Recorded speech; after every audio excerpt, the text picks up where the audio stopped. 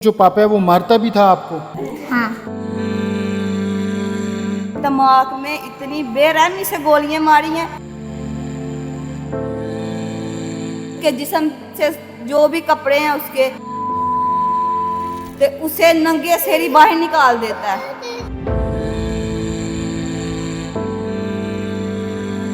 कोई भी नहीं आपसे प्यार करता था? वो बाप बेटा ऐसी प्लानिंग करके आए थे, उसने सब पूरे परिवार को मारने का इरादा बना लिया था। मर्दों को, गैर मर्दों को अपने घर में लाता था। गंदी नजर से अपने दोस्तों के साथ, अपनी बीवी को साथ देखता था।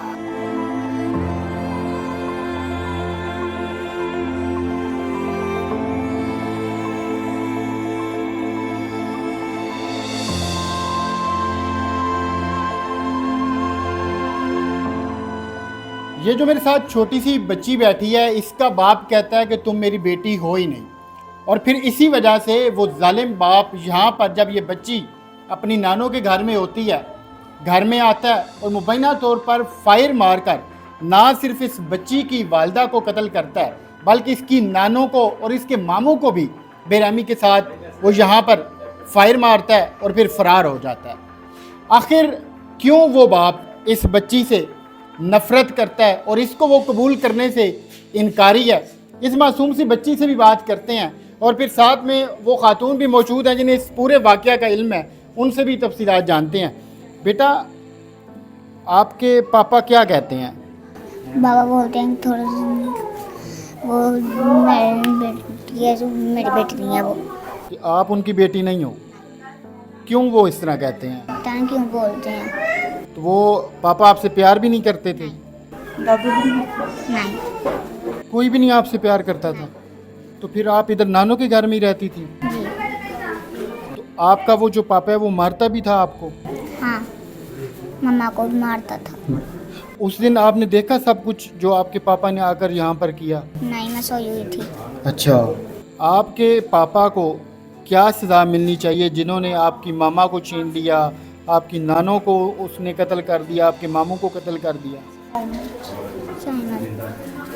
ये बिल्कुल छोटी सी बच्ची है और अभी ठीक तरीके से इसको ये भी नहीं बताना आ रहा कि इसके ऊपर क्या क़यामत गुजर चुकी है या फिर किस तकलीफ़ से ये गुजर रही है, क्योंकि इसे उम्मीद नहीं थी कि इसका बाप इतना बड़ा जुल्म कर सकता है। भाजी, इस तरह इस बच्ची का बाप इतना बड़ा जुल्म कर जाता है? जी, क्यों वो इससे इतनी नफ़रत करता था? पता नहीं क्यों भाई, हम तो इसके पास ही नहीं थे रहते, क्योंकि मैं तो दूर रहती हूँ। क्योंकि जब भी इधर आती थी तब भी हमें पता चलता था कि वो इतनी शिद्दत के साथ अपनी बीवी को, अपनी बेटी को ऐसे मारता था। अपनी बेटे के साथ इतना रवैया अच्छा रखता था। वो बाप बेटे दोनों मिले हुए थे, अपनी पूरी प्लानिंग के साथ आए थे, अपनी माँ के साथ प्लानिंग करके, भाई अपने के साथ, अपनी बहनों के साथ पूरे ज़हन बनाकर आए थे। उसने पूरे परिवार को, हमारे को ख़त्म करने की कोशिश की है। अल्लाह का शुक्र है इतना भी जो हमारे दूसरे लोग बच गए हैं। मेरी अम्मी को, भाई को, बहन को उसने बहुत ही बेरहमी से, दिमाग में इतनी बेरहमी से गोलियां मारी हैं, बताने में भी इतनी शर्म आ रही है, क्या बताऊं मैं आपको। ये वैसे भी आपकी उस बहन के ऊपर तशद्दुद करता था? जी, पहले भी इसने बहुत दफ़ा मेरी बहन को मारा था। बहुत ही जिस्म के ऊपर इतने बुरी तरह से निशान उसने डाले हैं। आप देखते हैं जो गुस्सा जिसने किया है, वो इतने बता रही थी कि उसने बहुत रहमी से जिस्म के ऊपर निशान डाले हुए हैं, लील डाले हुए हैं। आपकी जो बहन है वो आपको पहले आकर बताती थी जब, तो आपने उसको यहाँ पर ही रोक लेना था, बचा लेना था इस इंसान से?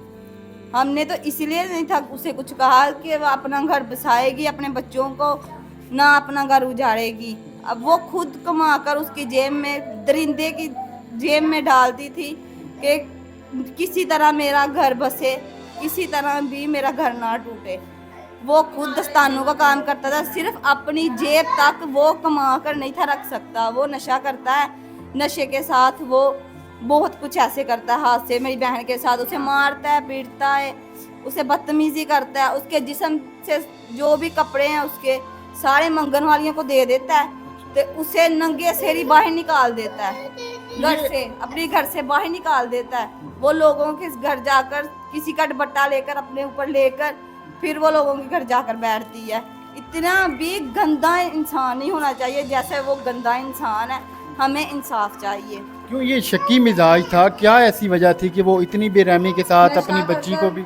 मर्दों को, गैर मर्दों को अपने घर में लाता था। गंदी नज़र से अपने दोस्तों के साथ अपनी बीवी को साथ देखता था। तो जैसे ही वो उसने कहा ऐसे ना करो, मतलब कि ना अपने दोस्तों को अपने घर में लाया करो, मेरी छोटी सी बच्ची है, मैं जवान हूँ, अभी इतनी बूढ़ी भी नहीं हो गई मैं।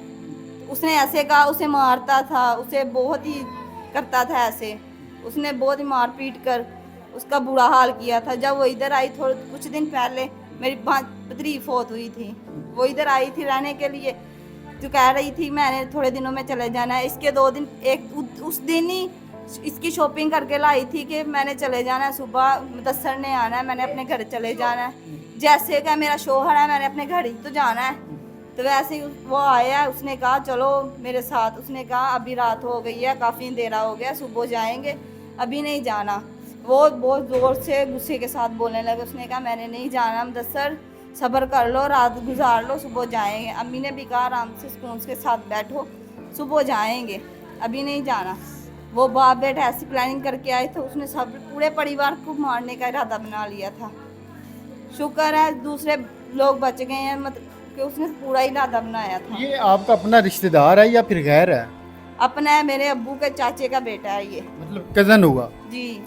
और आपका अपना खून, आपका अपना रिश्तेदार, वो इतनी बेरहमी पे उतरा हुआ था कि किसके कहने के ऊपर ये सारा कुछ कर सकता है? उसने अपनी माँ और बहनों के और अपने भाई के लिए ये सब कुछ किया है।